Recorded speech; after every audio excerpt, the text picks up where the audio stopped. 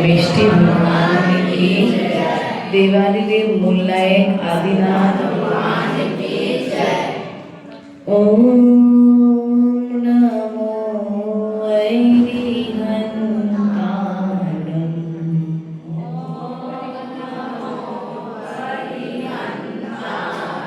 ओम नमो सिद्धिसिद्धाणं।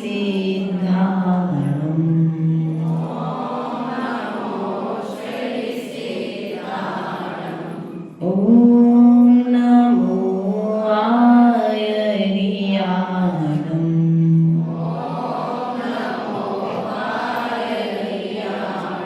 ओम नमो वज्रायाणं।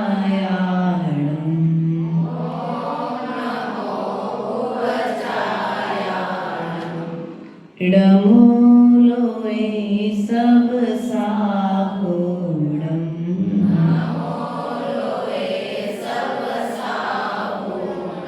बोले अनंत अनंत सत परमेष्ठी भगवान की जय। देवादिदेव मूलनायक आदिनाथ भगवान की जय। शासन नायक भगवान महावीर स्वामी की जय। आचार्य भगवंत कुंद कुंद देव की जय। आचार्य भगवंत विराम सागर जी महाराज की जय। आचार्य भगवंत विशुद्ध सागर जी महाराज की जय। मम दीक्षा शिक्षा दाता आचार्य गुरुवर विभव सागर जी महाराज की जय। द्वादशांग जिनवाणी माता की जय।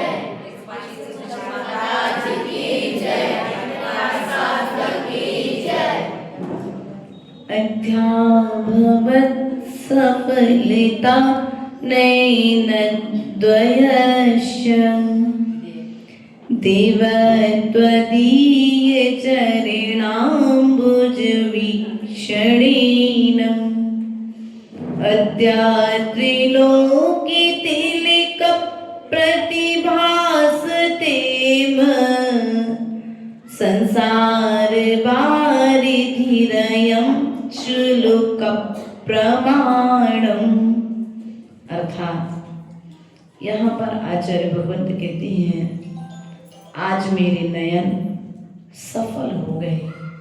क्या हो गए? आपके नयन सफल हुए? हाँ, आंखें पाना धन्य हुई कि नहीं हुई? सफल हुई कि नहीं हुई? एक बच्चा जब स्कूल जाता है और पेपर देने के बाद पास हो जाता है या फर्स्ट डिवीजन आ जाता है तो कहता मेरा पढ़ाई करना सफल हो गया। तो यहाँ पर भी यही बात कह रहे हैं कि मेरा ये नयन पाना क्या हो गया? क्यों हो गया सफल? क्योंकि प्रभु मैंने इन नयनों से आज आपके दर्शन किए हैं। किसके दर्शन किए हैं? मैंने इन नयनों से आज आपके दर्शन किए हैं, इसलिए नयन धन्य हो गए। बाकी यदि अन्य चीजों का दर्शन तो मैंने अनादि काल से किया है, पर वस्तुओं को तो मैंने अनादि काल से निहारा है, लेकिन आज मेरे प्रबल पुण्य का उदय आया है कि मैंने आपके चरणों को, आपके स्वरूप को निहारने का, आपके रूप को निहारने का अवसर मुझे प्राप्त हुआ है। प्रिय बंधुओं, जब सौधर्मेंद्र प्रभु के चरणों में जाता है, वह क्षण जिस समय प्रभु का जन्म होता है, उस समय वह सौधर्मेंद्र प्रभु के दर्शन हेतु जाता है, लेकिन प्रसूति का गृह में देवियां रोक देती हैं, दासियां। प्रभु सची को भेजते हैं और सची के माध्यम से वे प्रभु का दर्शन 1008 कितनी? तुम्हारे पास कितनी है? बोलो दो। कितनी है तुम्हारे पास? वो भी कैसी है? बोलो। सौधर्मेंद्र के पास विक्रिया से वह 1008 नेत्र बना प्रभु को निहारता है और तुम्हारे पास 2 मिली तो उन्हीं 2 नेत्रों का उपयोग नहीं कर पा रहे हो। हम प्रभु के पास आते या तो आंख बंद कर लेते हैं या आंखों को चंचल कर लेते हैं। गलत तो नहीं कहा भैया?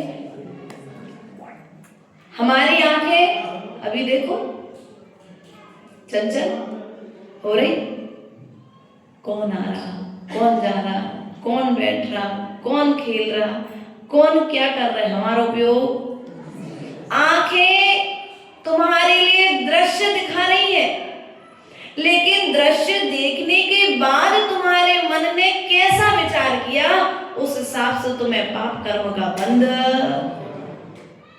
इसलिए आज मेरे नयन धन्य हो गए प्रभु, क्योंकि आज मैंने आपके दर्शन को प्राप्त किया है। ऐसा कहते हो भगवान से?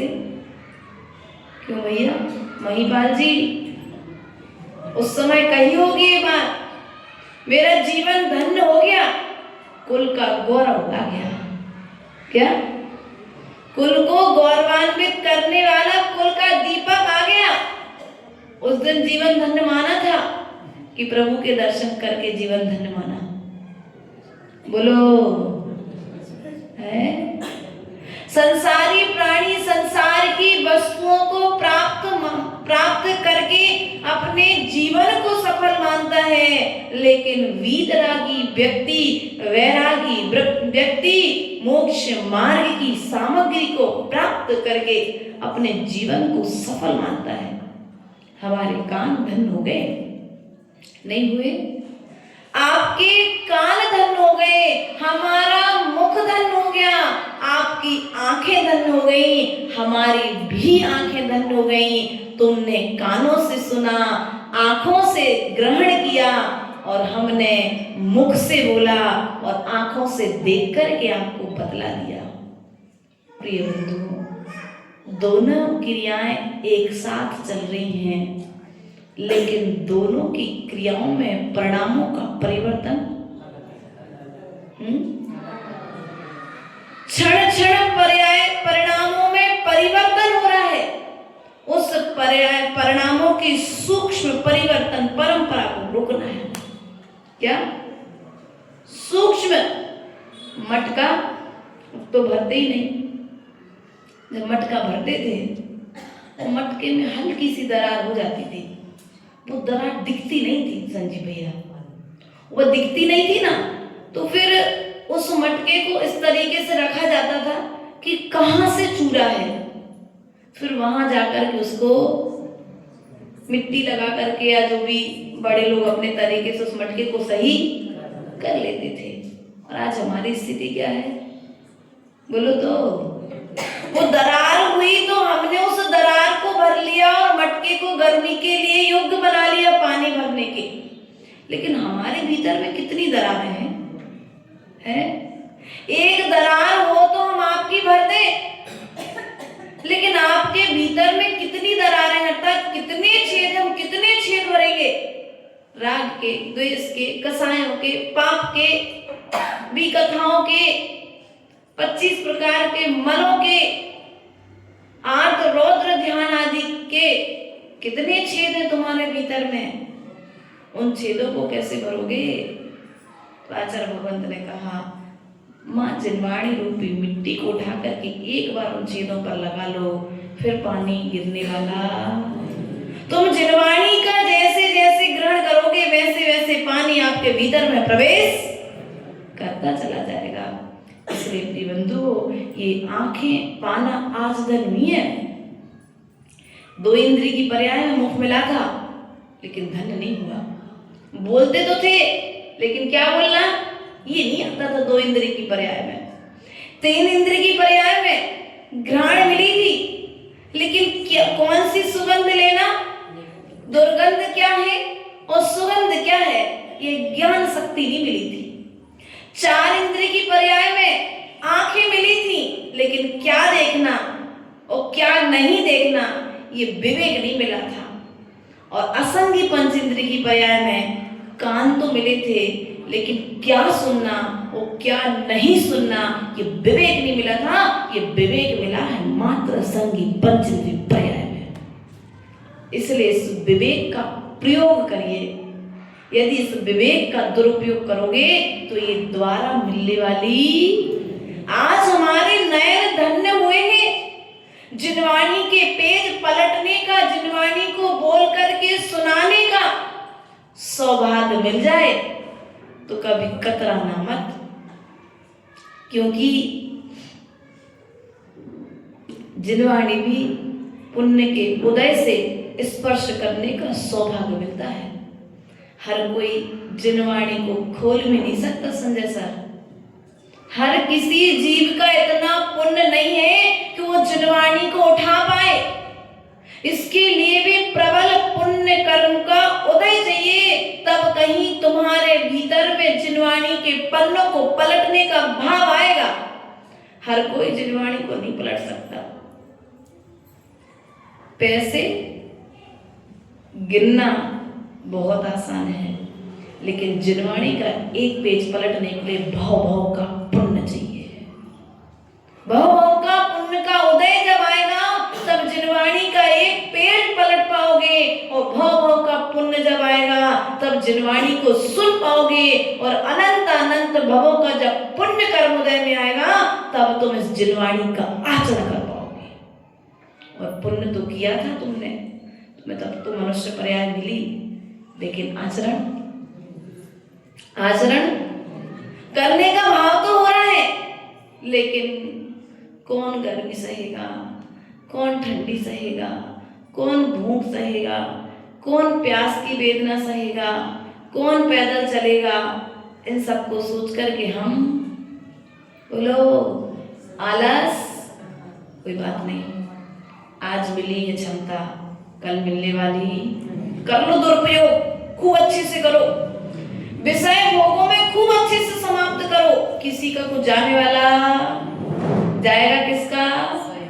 बच्चे से कहो बेटा अच्छी पढ़ाई कर लो, बच्चा नहीं माने तो क्या करते? और जब फेल होगे तो अपने आप पता पड़ जाएगी, फिर माता पिता भी ज्यादा टोकते।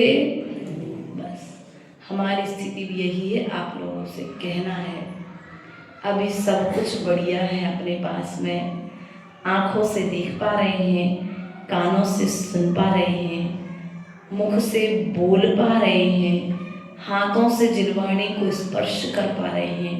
सदुपयोग कर लो, वरना फिर अंत समय में ये कान सुन नहीं पाएंगे, आंखें देख नहीं पाएंगी, जिह्वा पलट नहीं पाएगी, और ये हाथ उठा नहीं पाएंगे।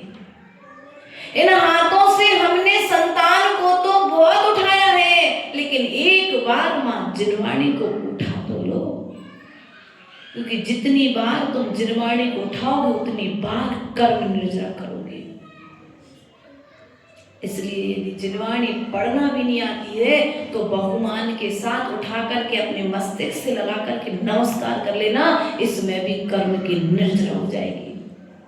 वही कौंडिन्य वाला जिसने एक शास्त्र के दान से क्या नहीं किया, इस युग का महान आचार्य कुंद स्वामी बन गए, जिन्होंने 84 पाहुड़ लिखे, और 84 पाहुड़ में विश्व प्रसिद्ध ग्रंथ समय सार जी ग्रंथ, नियम सार जी ग्रंथ, प्रवचन सार जी ग्रंथ, रयण सार ग्रंथ, ऐसे कई ग्रंथ उन्होंने लिखे। और हम इतने दुर्भाग्यशाली हैं कि उन्होंने मेहनत करके लिखे थे, लेकिन हमें पढ़ने की फुर्सत, पेपर पढ़ने की फुर्सत तो है मयंक के पास, लेकिन जिनवाणी पढ़ने की। मयंक, अगर हम कह दें आपसे कि भैया एक पेज पढ़ने का नियम ले लो, तो क्या कहोगे? माता जी शुद्धि नहीं रहती, माता जी समय नहीं है, यही कहेंगे ना लोग। आप लोग के बहाने समय नहीं है। क्यों समय इसलिए नहीं है? क्योंकि अभी हमें इसकी महिमा मालूम नहीं है। इतश्चिंता मणिर दिव्ये तहा पिंड्याकी खंडकम ध्यानीन चेतु बेलब्बे क्वाद्रियंतम विवेकिना। एक तरफ रत्नों को चिंता बड़ी रत्न पड़ा हो और एक तरफ कांच का टुकड़ा पड़ा हो। जो विवेकवान होगा, ज्ञानवान होगा, वो जिसको पहचान होगी, सो वो क्या उठाएगा?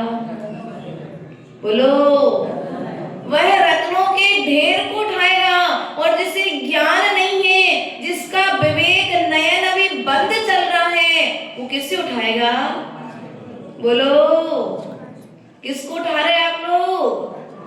कांच के टुकड़े को प्राप्त करके बड़ी अपने आप को बहुत महान।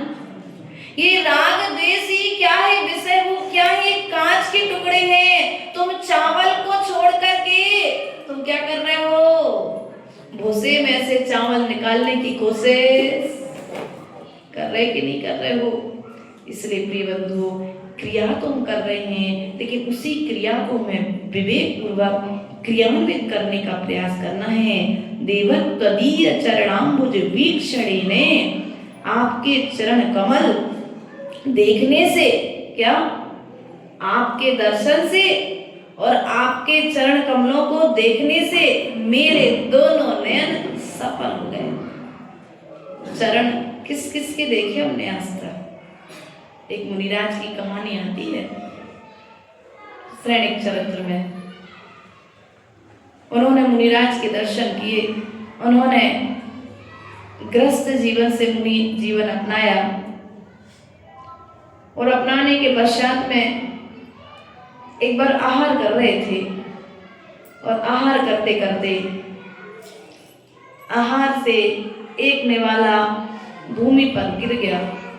वह निवाला जैसे ही भूमि पर गिरा, मुनिराज का ध्यान तत्काल नीचे भूमि पर पड़ा और भूमि के साथ साथ जो रानी आहार दे रही थी, उस रानी के पैर के अंगूठे पर और वो पैर का अंगूठा देखते हुए उन्हें अपनी रानी का स्मरण, उन्हें अपनी पत्नी का स्मरण आ गया। अरे इतने सुंदर तो मेरी पत्नी का अंगूठा था। सोचो, हमने आज तक किन किन के चरण नहीं निहारे, इतनी मात्र से उन्हें मनोमुक्ति नहीं हुई, मन को कवर नहीं कर पाए, वे रोक नहीं पाए उस समय। इसलिए रानी चेतना ने जब 3 गुप्ती के धारी मुनिराज आइए कहकर के प्रदान किया तो मुनिराज पढ़ ही नहीं। प्रिय बंधु, हमने प्रभु के चरणों को निहारा है कि हम उनके चरित्र को निहार रहे हैं? ध्यान रखना, बहुत बड़ी बात कह रहे हैं आप लोग, समझना इस शब्द को। चरण और चरित्र, हमारे लिए चरण निहारने की बात कही थी, लेकिन हमारी दृष्टि चरण पर तो नहीं गई, लेकिन चारित्र पर। उनका चारित्र कैसा है? अरे भैया, प्रभु जो तुम्हें वर्तमान में दिख रहे हैं वो पाषाण के हैं, और जो तुम्हारे नगर में आए हैं वे चेतन प्रतिमा स्वरूप हैं। इसलिए तुम्हें यदि अपना कल्याण करना है तो तुम उनके चारित्र को मत निहारो, और चारित्र को निहारना है तो सकारात्मक रूप में निहार करके तुम उन्हें प्राप्त करने का प्रयास करो। नकारात्मक रूप में तुम्हें उनको निहारने का अधिकार, बोलो, है क्या किसी को? नहीं है। या तो गुरु को है या फिर वे स्वयं अपने दोषों को देखें। इसलिए प्रिय बंधुओं, यदि अपना कल्याण करना है तो प्रभु के चरणों में आकर के और गुरु के चरणों में आकर के क्या निहारना है? सुनाई से नहीं दिया मुझे। क्या करना है? चरण निहारना है हमें, चारित्र, क्योंकि चारित्र तो चरण की वंदना से अपने आप आ जाएगा। और हम चरण की वंदना में भी आजकल चेहरा नहीं देखते लोग। चरण तो ठीक है, चारित्र ठीक है, चेहरा देखते हैं। चेहरा देख करके महाराज जी माता जी के पास जाते हैं। एक नई परंपरा चालू हुई। और तो और ये हमारे पास आती है तो माता जी फुंसी हो गई, इसके लिए बहुत सुंदर अच्छी क्रीम आई, वो ला दो क्या आपके लिए? ये बात भी हमारे पास आकर के लोग कह देते हैं। तो हम आपसे कहना चाहेंगे, आचार्य गुरुदेव ने बोला था कि जिनके पास में निर्दोष चारित्र है उन्हें क्रीम की जरूरत नहीं है, उन्हें तो हीरीम के जाप की जरूरत है।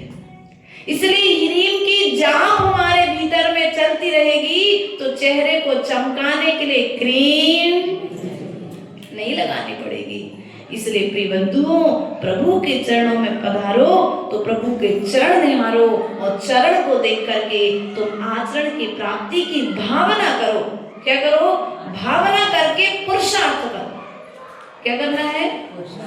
बोलो।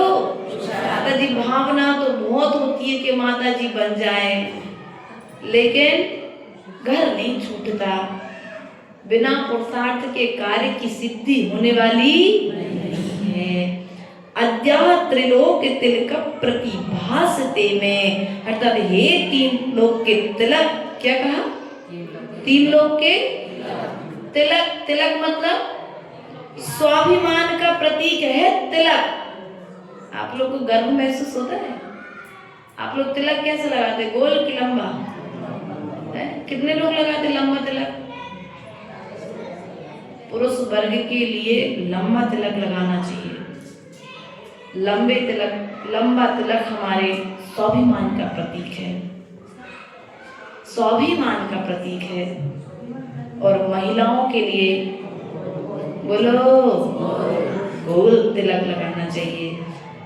संसार वारि धीरयम चुलक प्रमाणम, अर्थात जो तीन लोक के तिलक जिनेंद्र देव के दर्शन करता है उसके नयन धन्य है, उसके प्रभु के चरणों की वंदना करता है उसके नयन पाना भी धन्य है।